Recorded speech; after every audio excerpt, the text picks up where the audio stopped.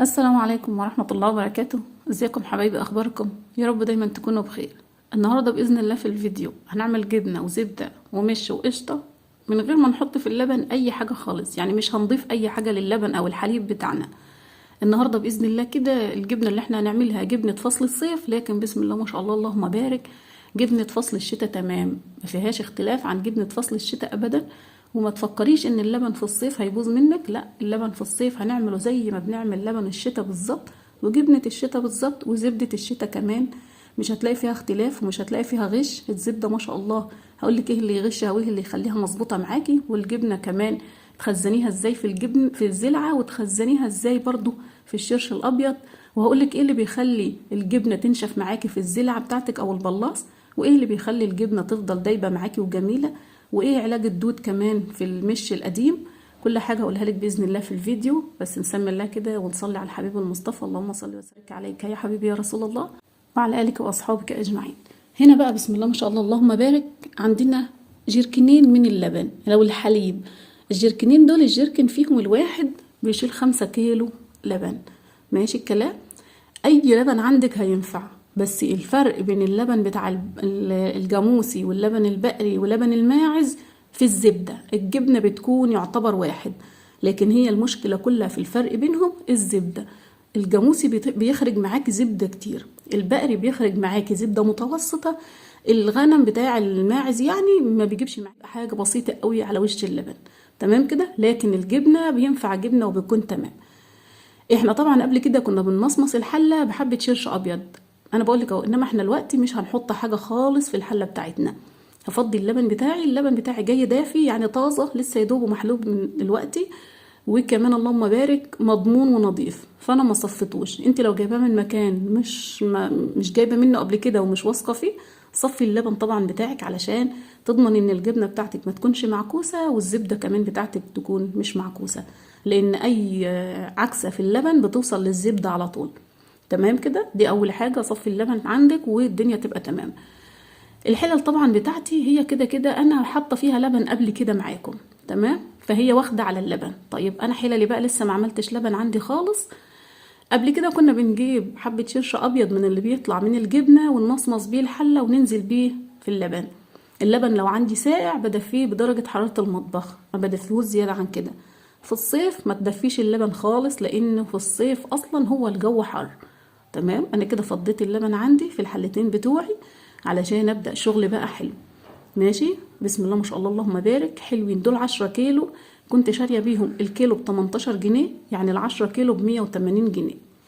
تمام كده، ال10 كيلو بتوعنا ب180 جنيه. هنشوفهم هيطلعوا لنا في الاخر ال180 جنيه ولا اكتر ولا اقل ولا ايه بالظبط. هنا كده انا حطيت اللبن بتاعي بس ما دفيتوش بقى على البوتاجاز زي ما كنا بندفيه في الشتاء شكل، وفي الصيف شكل. عندنا في الصيف بنحاول ان احنا ما نسخنش اللبن قوي علشان ينتج معانا زبده وجبنه ما شاء الله زي الشتاء تمام. لان انا جبنه الصيف لما بتبقى معموله على السخن بتبقى ناشفه، تحطيها في الزلعه عندك تنشف، دي اول حاجه بتنشف الجبنه عندك في الزلعه. وهقول لك برضو الباقي واحنا مع بعضنا في الفيديو. هنا بقى بدأت فرشت الفرشة بتاعتي اللي أنا بفرشها زي العادة على الرخام. أهم حاجة أشيل اللبن بالراحة، حركيه بالراحة علشان الدنيا تبقى تمام فيه. طبعا اللبن مهما تحركيه سبحان الله هو القشطة بتاعته موجودة فيه، مهما توديه وتجيبيه هو الوش بتاعه هيختم لما تحطيه وتهدى الحلة كده وما تقعديش تحركي فيها كل شوية. تمام كده. هنا بقى بنغطيهم بأي حاجة عندنا تدفيهم، دفاية بتاعت سرير أو ملاية أو بطانية عندك قديمة مش بتستخدميها. تمام كده. كده أنا بدأت الشغل بتاعي ده من بالليل، يعني بدأته بعد المغرب. فضيت اللبن عندي، الولية حلبته من الجاموسة وجابته لي المغرب، بدأت إن أنا فضيته زي ما شفتي كده. اللبن ما شاء الله هي حلباه طازة وجايباه دافي، ما هواش متلج. لما كنت بجيبه متلج كنت بحطه على عين البوتاجاز حوالي دقيقتين 3 كده لغاية ما يبدأ يدفى بسيط، وابدأ اشيله. تمام. كنا بندفيه درجة حرارة 38 ل 40، ما بنعليش عن كده ولا بنوطي عن كده.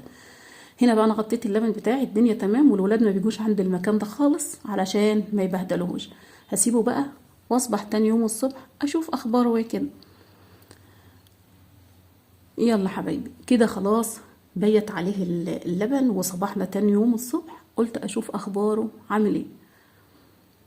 هو الجو اصلا دافي.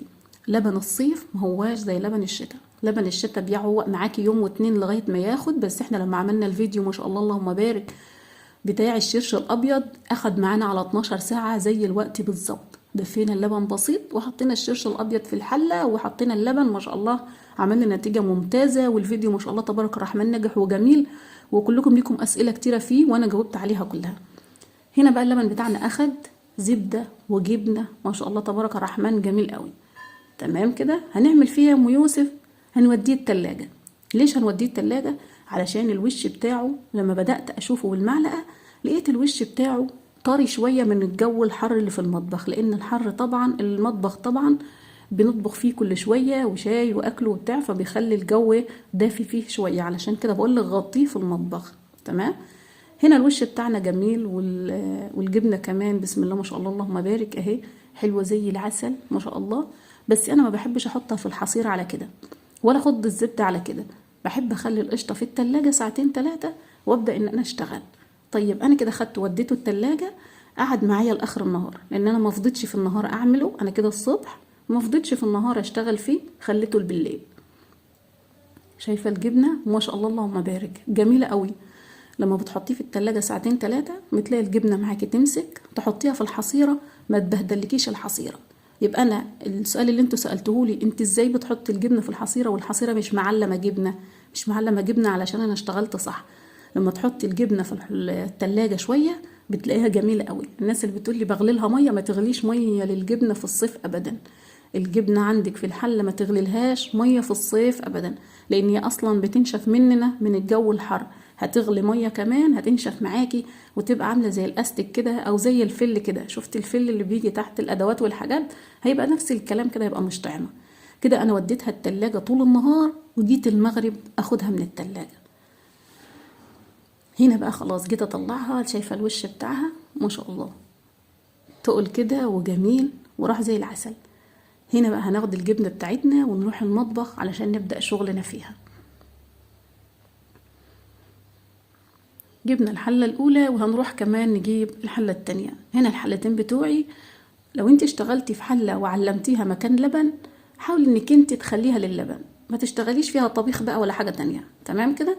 ليش؟ علشان لما تجيبي لبن تاني وتحطيه فيها هياخد معاكي بمقدار قليل ووقت قليل ويعمل زبدة حلوة وقشطة حلوة. تمام. تمام. هنا بقى الوش عندي تماسك وحلو والجبنة عندي تماسكت وحلوة، وابدأ بقى ان انا اشتغل بقلب جامد فيها. تعالوا بقى كده نشوف احنا خدنا قشطة قد ايه من اللبن من 10 كيلو علشان نبدأ بقى نشوف الانتاج بتاعنا اللي احنا تعبنا فيه ده هينتج معانا قد ايه. قشطة طبعا وجبنة، وهنشوف بقى اخبارنا ايه كده، الدنيا ماشية معانا ولا لا. ما شاء الله اللهم بارك انتاج جميل وحلو زي العسل. وغير كده وكده حاجة انت عاملاها في البيت مضمونة ونظيفة ومشتغلة فيها في بيتك. الولاد بياكلوا حواليكي قشطة او زبدة او بسم الله ما شاء الله اللهم بارك زبادي من الجبنة من تحت. الولاد بيسموه زبادي بياكلوا منه بيكون جميل قوي. كده احنا وزننا الطبق بتاعنا وقفلنا الميزانة بتاعتنا تاني وفتحناها تاني صفرناها يعني علشان اللي يطلع في الطبق يطلع صافي، يطلع قشطة صافي. القشطة عايزة تخليها كده تعجني بيها قرص او فينو او خبز بكاكيني كده او كماج او كده اعملي عادي بيبقى جميل مش وحش. وكده على فكرة الناس اللي كانت بتسألني ازاي اعمل اللبن الرايب هي نفس الطريقة دي للبن الرايب. شفتي لما شفناه قبل ما نوديه التلاجة هو كده لبن رايب. انتي حطيتيه في الحلة وغطيتيه كويس وتاني يوم هتلاقيه عمل لبن رايب. بيبقى عامل كمان معاكي طبقة قشطة بتبقى جميلة، لو عجنتي بيها معجنات بتبقى حلوة قوي بتبقى جميلة قوي. هنا بقى هبدأ ان انا اخد كل الوش اللي موجود عندي فوق في الحلة علشان ابدأ اعمله بقى زبدة واشوف السمنة بتاعتي اللي انا هعملها الزبدة البلدي هتبقى اخبارها ايه. شايفة الجبنة هنا عندنا مجصصة كده وجميلة وحلوة قوي. تاخدي منها كده ما شاء الله تبارك الرحمن حلو قوي. كمان تحطيها في الحصيرة تلاقيها ممتازة كده. هنا بقى ما شاء الله نبدأ ناخد الحلة التانية كمان علشان نشوف 180 جنيه بتوعنا احنا هنخسر فيهم ولا هنكسب فيهم بإذن الله. طبعا عندي ما شاء الله القشطة بتاعتي متماسكة وحلوة ان انا حطيتها في التلاجة، ما هياش طرية كده ورايح نصها في الجبنة تحت. لما بتحطيها في التلاجة بتحسي ان هي تتماسك كده طبقة لوحديها، بتشيليها بتعزليها عن الجبنة، ما تاخديش من الجبنة من تحتيها حاجة مع القشطة علشان لما تيجي تخضيها ما تغلبكيش في الخض. لو انتي تقلتي عليها من الجبنة من تحت، يعني خدت طبقة من الجبنة على القشطة، بتعوق معاكي في الخض بتاعها. احنا طبعا في الارياف هنا لما بتكون كميات كبيرة بسم الله ما شاء الله، مثلا بيبقى في جاموسة واتنين في البيت، فطبعا ده بيكون خير، فما بنخضش زي ما احنا بنخض هنا في الفيديو. احنا بنجيب قربة كبيرة ونقشط فيها. شايفة ما شاء الله اللهم بارك، جميلة حلو قوي. كمان بقى تحطيها في الحصيرة، ما تعملكيش جبنة كتيرة كده في الحصيرة وتبهدلك الحصيرة، لا تلاقيها نظيفة وحلوة وحصيرتك نظيفة والدنيا تمام كده. بقى وزننا القشطة بتاعتنا صافي كيلو 600 جرام، جميلة بسم الله ما شاء الله صافي، لان احنا مصفرين الميزان. عندنا يوسف بقى بيحب ياخد حتة زبادي كده من الجبنة دي، بيسميها زبادي، وياكل منها بالهنا والشفا يا رب. حتى يا ماما قلت له خد، ادانا له بقى، ويلا باي يا حبيبي بقى انزل يلا يلا اقول لهم باي واقول لكم باي. يلا حبيبي يلا بقى عشان نشوف شغلنا. هنا بقى خلاص جبنا الصينية بتاعتنا، وهنبدأ ان احنا نحط عليها الحصيرة. علشان نحط الجبنة بتاعتنا على الحصيرة عبال ما تتصفى، نعمل احنا بقى الزبدة والقشطة بتاعتنا. نخض القشطة يعني علشان نحولها لزبدة. هنا بقى الحصير بتاعتي اللي بتقولي ال5 كيلو يجوا في حصيرة قد ايه، دي حصيرة بتشيل معي 5 كيلو، وطبعا ممكن تشيل 7 كيلو كمان لبن. الحصيرة اللي معي الكبيرة دي ماشي، ممكن تشيل معاكي 7 كيلو لبن. ولو حطيتي فيها ال10 كيلو هتشيلهم، بس هتكون الخلطة بتاعت الجبنة كبيرة شوية ماشي. انا هنا طبعا دي حصيرة كبيرة ودول 5 كيلو بس. طيب خدت بقى من الحلة التانية شوية على دي، علشان دي حصيرة كبيرة التانية حصيرة صغيرة اهي. نقصت من الحلة دي 5 كيلو كمان. الحصيرة التانية صغيرة هتكون كتيرة عليها قوي الجبنة، نقصت هنا شوية بحيث ان انا الحصيرة دي خدت معي 7 كيلو مثلا، والحصيرة التانية خدت 3 كيلو. وبدأت اركنهم. انا حطيت هنا العصاية علشان ترفع الحصيرة عن الصينية، لقيتها برضو مش قوي، حطيت صينية. رجعت بقى اشيل ده كله واوريكي انا هحط ايه. حتة شبكة كده عندك بتاعة تلاجة او بتاعة فرن، حطيها على الصينية على حسب الصينية اللي انت حطاها. هنا بقى بقيت ال3 كيلو دول حطيتهم في الحصيرة الصغيرة دي. يبقى كل حصيرة وليها مقدار حسب حجمها. هشيل بقى انا الحاجات دي خالص وهحط الشبكة. الولد جابها لي وقال لي خدي يا امي حطيها هنا. بقى الشبكة دي هتحمي الدنيا، وكمان علشان تصفي لي الجبنة كويس من الشرش اللي موجود فيها. حاولي بقى انت ما تعمليش بايديك كتير قوي في الجبنة علشان ما تنشفش، بس في الوقت نفسه ما تسيبيهاش فترة طويلة على الحصيرة علشان ما تنشفش معاكي وتيجي تعدليها تغلبك. انا بعدلها تعديل بسيط واقفل عليها واسيبها، ما بسيبهاش فترة طويلة. اهي هي كده اتعدلت، بحيث ان هي لو اتصفت مني الشرش اللي فيها ارجع لها القاها معدلة ومقنرة، ما لقاهاش حتة رايحة شمال وحتة رايحة يمين. كده انا ركنت الجبنة عندي في الحصاير حوالي 10 دقايق او ربع ساعة بالكتير قوي وبشيلها. هنا بقى جبت مضرب الكهرباء زي ما انت شفتوا كده، المضرب الكهربي. ما عندكيش اشتغلي بايدك عادي، انا هكمل لك بايدي، بس حبيت اوريكي هتشتغلي ازاي بيه في الجبن في القشطة بتاعتنا. طبعا لو انت هتشتغلي بمضرب كهرباء اشتغلي في طبق ضيق، هتشتغلي بايدك اشتغلي بحاجة واسعة سنة علشان ايدك تاخد براحتها وانت بتشتغلي. بتاخد حوالي 10 دقايق معاكي بالنظام ده. انا قلت لك لما احنا بيبقى عندنا كميات كبيرة بنشتغل في قربة كبيرة. في الصيف بحط القربة في التلاجة، كل يوم بقشط فيها. مثلا لو اللبن خرج عندي حل او 2 النهاردة بقشطهم واحط القربة تاني في التلاجة، وتاني يوم نفس الكلام، بحيث لما اشوف القربة بتاعتي بتاخد حجم قد ايه في القشطة جواها وابدأ اخدها. مثلا خدت 3 ايام 4 ايام اسبوع 10 ايام 15 يوم حسب ما تاخد. المهم القربة عندي في التلاجة وعليها ملح من بره في الجردل بتاعها او في الطبق البلاستيك حسب ما انت حطاها. هنا طبعا ضربتها شوية بالمضرب، وهبدأ بعديها احط شوية شرش ابيض من اللي تحت الجبنة. ليش الشرش الابيض يا ام يوسف؟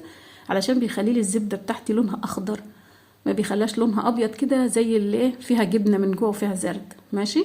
لا بتخليلك القشطة بتاعتك، الزبدة بتاعتك لما تخرج من القشطة بتخليها لك لونها اخضر كده زي اللي انت بتشتريها، اللي احنا بنقول عليها زبدة مش مغشوشة ماشي. انت بتشوفيها تقولي ان دي زبدة مش مغشوشة، هي نظيفة وحاجة معمولة نظيفة وحاجة تمام، كأنك بمعنى كلامي كأنك انت خضها في القربة. طبعا خض القربة ده افضل نوع في الخض. ليش يا ام يوسف؟ علشان بصراحة بتاخد معانا وقت، بتاخد حوالي نص ساعة في الخض، بس بسم الله ما شاء الله اللهم بارك بتطلع نتيجة مظبوطة. هنا بقى بدأت ان انا اخد حبة شرش من اللي تحت الحصيرة واحطهم على القشطة بتاعتي. ليه بتعملي كده يا ام يوسف؟ انا بعمل كده علشان اخلي ابدأ ان انا القشطة بتاعتي تخرج الزبدة بتاعتها، ويبدأ ينزل منها اللبن الحامض، وتبدأ تطلع معايا الزبدة بتاعتي اللي هي تعمل زبدة بلدي. ماشي؟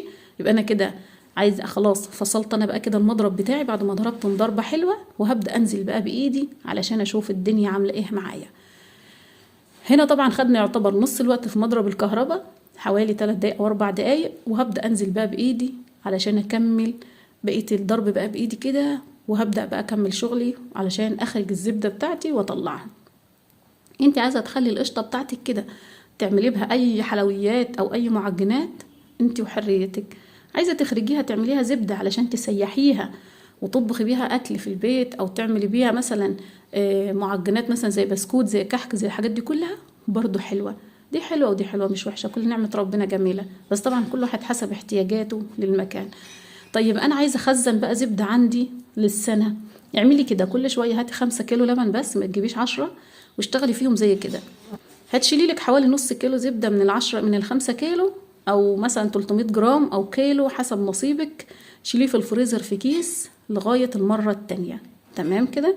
انا هنا عندي بدأت الزبدة بتاعتي تبدأ ان هي تخرج شوية، يعني بدأ الحامض ينزل لتحت وبدأت الزبدة تخرج معايا. هنا بقى لو انا شغالة في القربة بيبقى ليها صوت معين، بعرفها ازاي؟ بتبدأ تحرك الصوت بتاعها من كاتم او من مكتوم لفاتح. بتلاقي الصوت بتاع الزبدة بدأ يرن في القربة من جوه، وبدأت القربة تنور، تحسي ان بدأت زي اللي يكون انت نورت فيها لمبة من جوه كده. ببدأ ان انا بقى تلاقيها فكت، وتلاقيها الكتمة اللي هي موجودة فيها تلاقيها بدأت تفك. نفس الكلام كده بلاقيها نفس كده بالظبط. ببدأ ان انا لق فيها شوية حوالي 10 دقايق او 5 دقايق علشان القشطة الزبدة بتاعتي تبدأ تمسك في بعضها. فاهماني؟ واخدة بالك معايا؟ لو انا نزلتها زي كده من القربة بتغلبني عبال ما بلمها، انما ببدأ ان انا افتح القربة واطل فيها بعيني واشوفها الاقيها مفتولة كده، ببدأ ان انا اخد ودي فيها دقيقتين كمان. تمام؟ لو انا نزلتها بلاقيها مفتولة زي كده من القربة، لا انا بقى ببدأ اخد برضو فيها تاني من القربة، بس اسكع جامد بقى بالقربة كده علشان تنزل معايا كتلة سليمة. ابدأ ان انا اشكل فيها. طيب لما تنزل معاكي كتلة سليمة بتعملي ايه يا ام يوسف؟ ببدأ ان انا اشيلها من الحامض اللي نزل من القربة معاها ده، او مثلا الحامض اللي موجود فيها في الطبق ده، وابدأ ان انا اغسلها بمية ساقعة. تمام؟ الزبدة في الصيف في الشتاء اغسليها بمية ساقعة، تغسليهاش بمية من الحنفية ابدا عشان ما تسحش معاكي وتبدأ تلزق في ايديكي كده. شايفة ما شاء الله اللهم بارك، زي العجينة المظبوطة، زي العجينة اللي انت عجناها مظبوطة ومبسوطة بيها. تمام كده؟ بدأنا خرجنا ما شاء الله اللهم بارك الزبدة البلدي بتاعتنا مظبوطة ولونها جميل، ما هياش لونها فاتح، ما هياش طرية، لان احنا اشتغلنا شغل شتاء زي شغل الشتاء. تمام؟ انما في ناس بتشتغل في الصيف الجبنة بتبوظ منها، الزبدة بتبوظ منها، ما بتمشيش الصح، بتبدأ تخزن الجبنة عندها تبدأ تنشف معاها، تبدأ تشتريها دلع من الحصيرة تاني يوم بتلاقيها نشفت. الناس اللي بتحط لها منفحة هو اول يوم بس اللي بيبقى طعمها جميل، تاني يوم بتلاقيها نشفت معاكي. شايفة؟ دي مية ساقعة، انا جايبة مية ساقعة من الكولمن، بدأت ان انا حطيت فيه الزبدة بتاعتي اللي انا بشيلها من الطبق. ليش بتحطيها في مية تاني؟ علشان ما تمررش معايا لو قعدت فترة طويلة في التلاجة. لازم تغسلي الزبدة بتاعتك حلو في مية تانية نظيفة غير الحامض اللي احنا بنقول عليه. ليه مسمينه حامض؟ لان هو بيبقى فيه زعقية شوية، لو فضلت الزبدة بالمية اللي موجودة فيه بتديكي مرارة. طيب انا لو عندي زبدة يا ام يوسف ومرر عندي اعمل فيها ايه؟ هاتيها وهات شوية مية متلجين واغسليها كويس بايدك، دوسي عليها كويس في المية وهاتي فيها وودي، وابدأ ان انت سيحيها وحطي لها حبة ملح، هتلاقيها جميلة. وبعد كده بقى لما تخزني زبدة ما تحطيهاش في التلاجة من تحت، يوم ما تجيبيها حاولي تغسليها كويس، لان انت الناس اللي بتخض دي فيه ناس بتغسلها وفيه ناس بتشيلها من الحامض توزن على طول. ماشي؟ بس احنا ليش بنغسلها؟ علشان لما نوزن ما نوزنش حامض في السلعة في الزبدة، بنغسلها علشان ساعة نوزن كيلو واحد زبدة يبقى موزون كيلو صافي زبدة، ما يكونش فيه حامض وربنا يحاسبنا سبحانه وتعالى. ماشي؟ لان في الدنيا انا قادره ادي للواحد حقه، اما في الاخره طب هجيبه منين وادي للانسان حقه؟ علشان كده بنبدا ان احنا هنا في الارياف اي حاجه انت عايزه تشتريها بتشتريها من الارياف، تشتريها مضمونه باذن الله، ما بتلاقيهاش مغشوشه. ممكن الله اعلم في ناس بتدي للتجار حاجه مغشوشه، اما عليات اللي انا اعرفهم هنا ربنا يبارك فيهم يا رب يديهم الصحه رزقهم الخير كلهم، ما بيطلعوش الحاجه الا ان كانت مضمونه 100%. تمام كده، ما اقدرش برضو اظلم حد، كله ما شاء الله اللهم بارك، ناس تمام والدنيا تمام، ربنا يبارك للجميع يا رب. اما حكايه الغش دي ناس قله يعني اللي هي بتعملها ليه بقى، عايزه تلم فلوس، الله اعلم عايزه كده، الله اعلم بكل واحد فينا، بس نرجع ونقول ربنا يهدينا ويهدي الجميع يا رب اللهم امين. لكن احنا لما بنغش الحاجه طبعا اكيد هنتحاسب عنها يوم القيامه، شوف هنفرقها من بعضها ازاي الكلام ده كله. هنا بقى بسم الله ما شاء الله اللهم بارك، طلعنا حوالي 700 جرام زبده. طبعا احنا صفرنا الميزان على الصينيه دول صافي 690 جرام ما شاء الله اللهم بارك، يعتبر داخلين على كيلو الا ربع، حلوين قوي. الكيلو انا ما اعرفش سعره كام دلوقتي، انتوا اللي تقولوا لي، لان انا بصراحه ما ببيعش ولا بشتري كمان. انا بشتري اللبن بعمله نفس الكلام ده، الزبده تبدا تخلص من عندي والجبنه ابدا اشتري 10 كيلو تانيين واعملهم. تمام، يبقى انتوا تقولوا لي بقى في التعليقات باذن الله القشطه عندكم بكام والجبنه عندكم بكام، واحسبوها انتوا بقى مع نفسكم لما نشوف برضه هنطلع انتاج جبنه قد ايه. هنا بقى خلاص بدأنا شلنا الحصير بتاعتنا وعلقناها، وكمان الشرش اللي فايت تحتيها هنعمل فيه ايه يا ام يوسف؟ هقولك هنعمل فيه ايه دلوقتي. بعد ما علقنا الحصير بتاعتنا وجينا هنبدأ ان احنا بقى ايه، خلاص ده الشرش الابيض اللي نزل من الجبنة هنبدأ نحطه في دقية ونغليه. ليش هنغليه يا ام يوسف؟ هنغليه علشان نحفظ فيه الجبنة اللي احنا هنعملها، هنبدأ نغليه بالليل علشان الصبح يكون برد، ونبدأ ان احنا نخزن فيه الجبنة اللي احنا عملناها، بس بعد ما تبيت يوم واتنين في التلاجة في الطبق. تمام كده، ده هغليه واحط له ملح وهركنه. هنيجي الصبح بقى عشان نشوف الجبنة بتاعتنا.